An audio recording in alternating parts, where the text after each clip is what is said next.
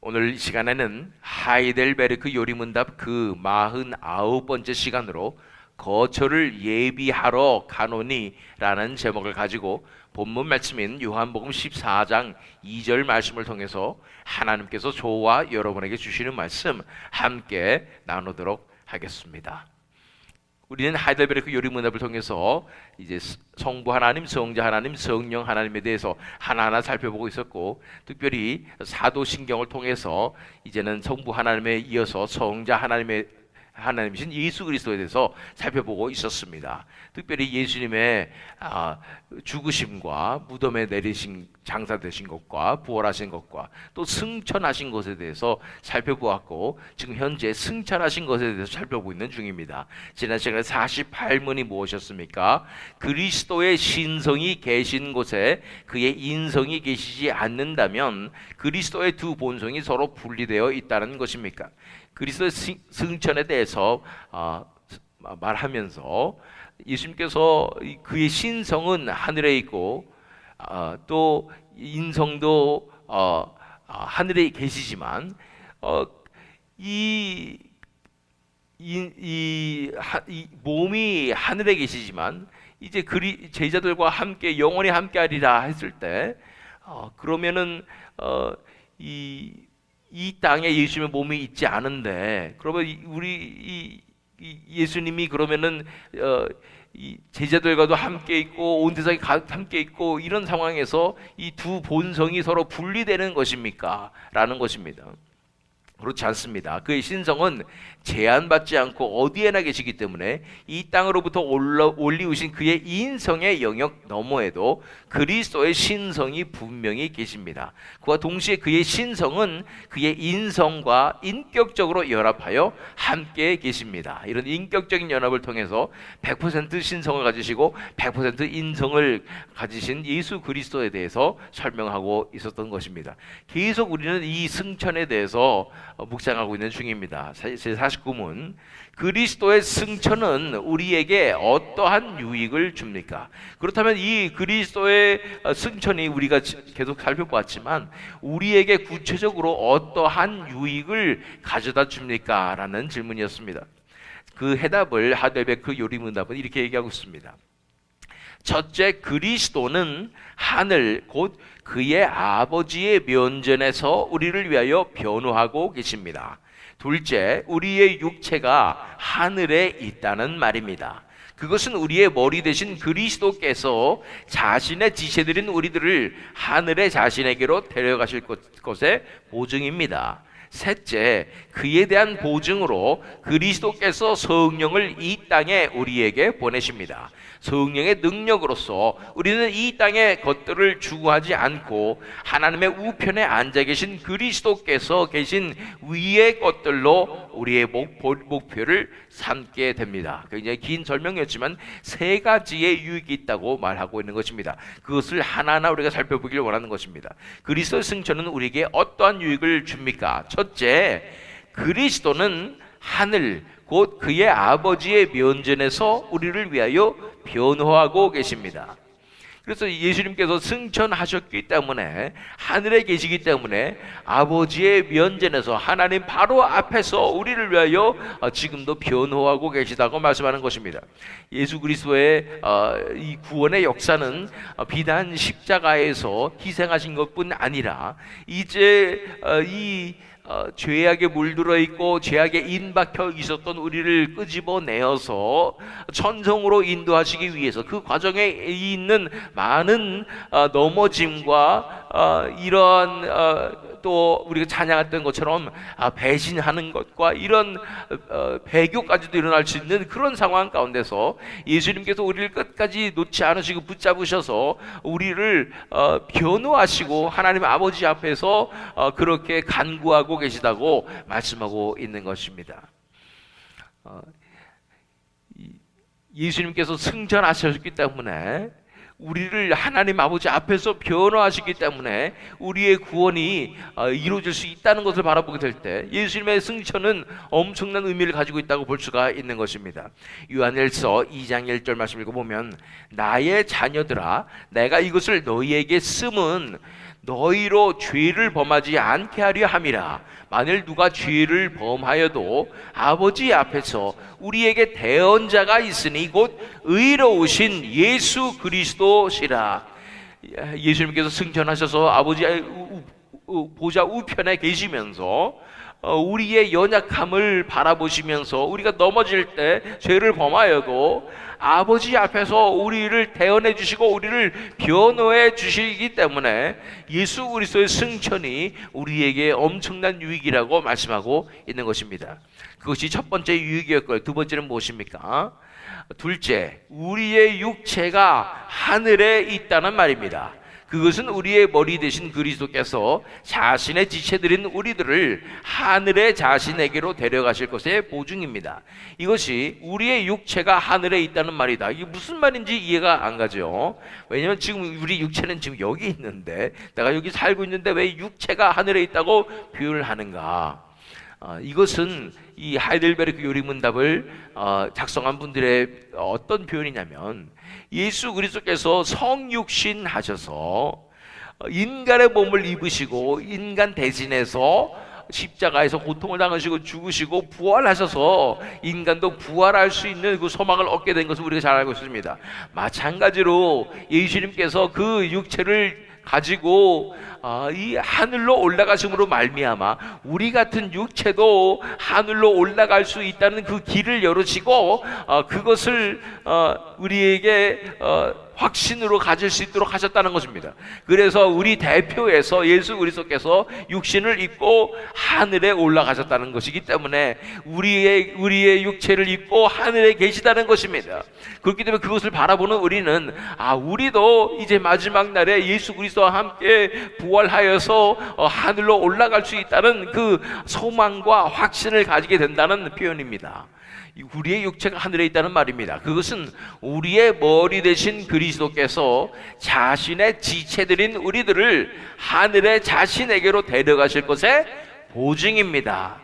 우리는 예수님과 온전히 연합되는데 특별히 교회로서 예수 그리스도가 머리 되시고 우리는 한 지체들이 되어서 온전히 연합되어서 예수님과 함께 하늘에 올라갈 것의 보증으로서 예수님께서 육신을 입고 이 땅에 내려오시고 육신을 가지고 부활하신 몸을 가지고 승천하셨다고 말씀하고 있는 것입니다.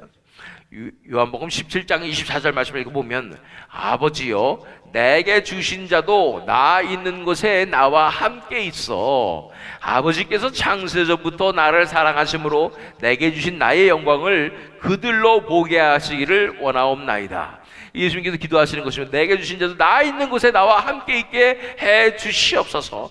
이제 예수님께서 이 육신을 이 부활의 몸을 입고 승천하셨을 때 이제는 아버지에게 기도하는 것입니다. 이 나를 따르고 나와 연합된 나의 제자들, 나의 지체들도 이제는 나와 함께 있게 해 주셔서 나의 영광을 그들로 보게 하시기를 원하옵나이다 라고 기도하시는 장면인 것입니다.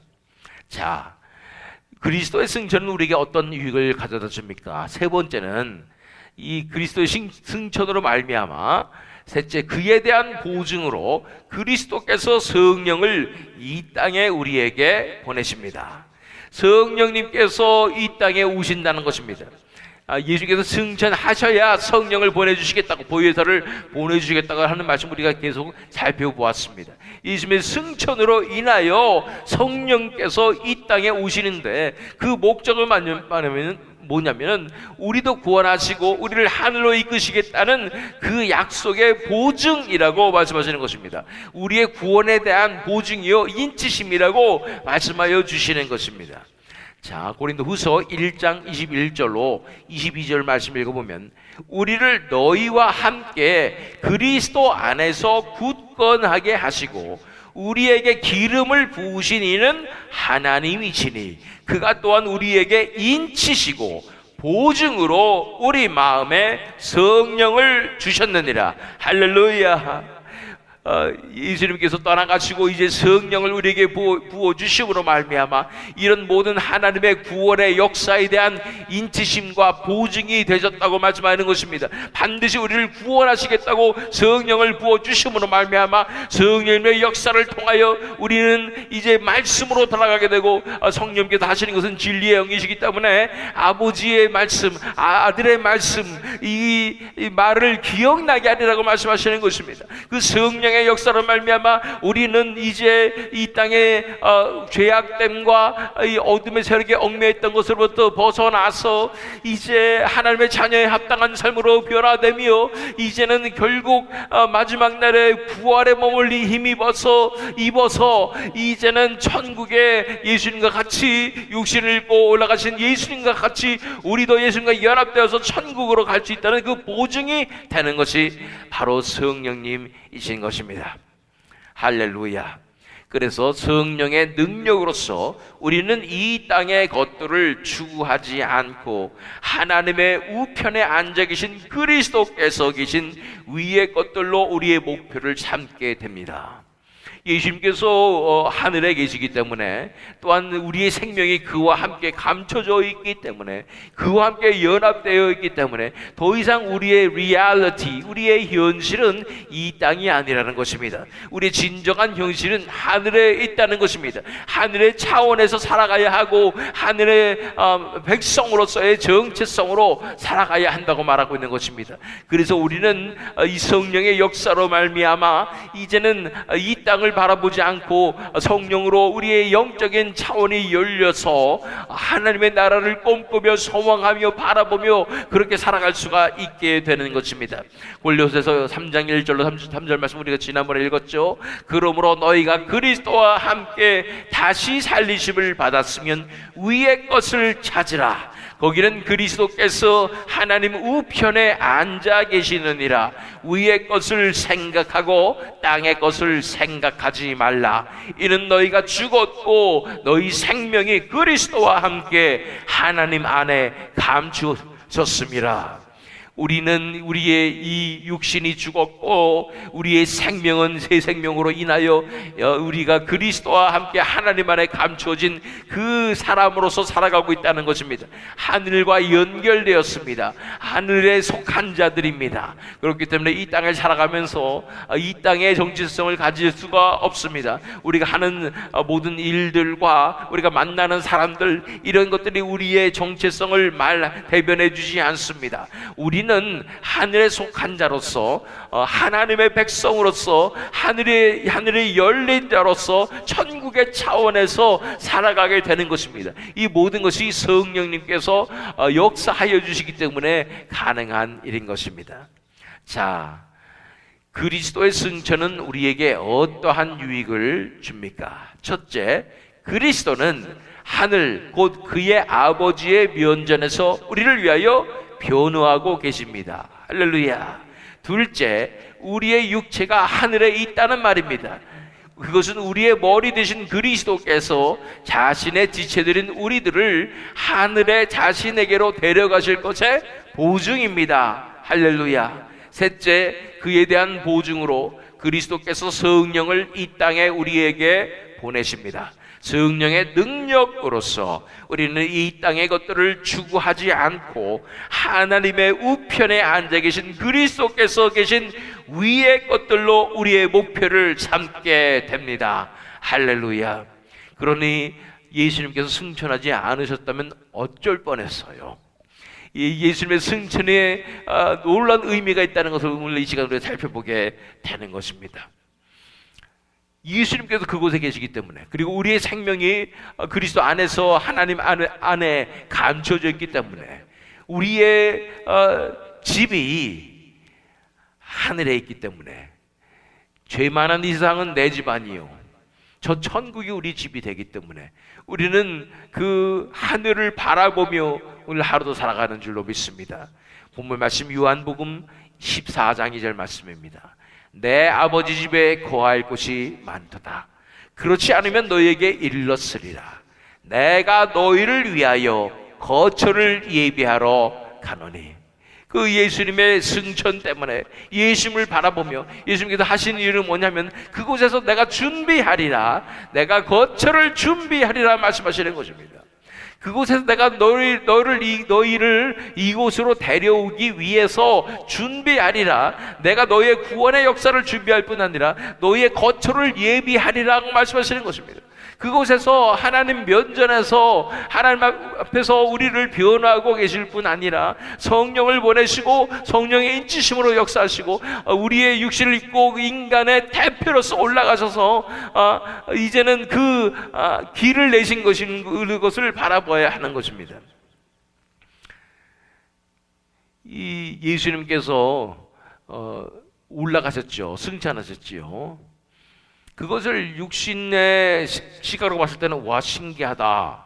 예수님께서 올라가시네. 올라가다가 구름에 가려서 보이지 않게 되었네.